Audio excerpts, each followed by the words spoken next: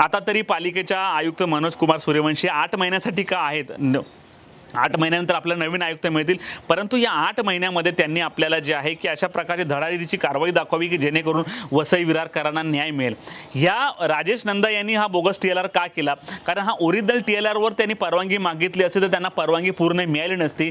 याच्यामध्ये त्यांनी छेडछाड केली, ही भिंत दाखवली आणि अतिरिक्त FSI घेतला आणि अतिरिक्त FSI घेऊन त्यांनी जे आहे की बांधकाम परवानगी मागितली। यामध्ये आम्हाला असंही कळालं की राजेश नंदांची धावपळ सध्या सुरू आहे की बिल्डिंग रेग्युलाइज करायला। महानगरपालिकेत जर असं पूर्वी असं धोरण होतं की रेग्युलेशनचे नियमितचे पैसे भरले तर ती एखादी वास्तू नियमित होते, परंतु आता असं जर असेल तर कोणी उद्या बिल्डिंग बांधेल आणि रेग्युलाइज करायला जाईल। त्यामुळे आता पालिका काय निर्णय घेईल हे देखील पाहावं लागणार आहे आणि यामध्ये जे कोणी दोषी असतील त्या दोषींवर कारवाई व्हावी हीच मागणी आहे।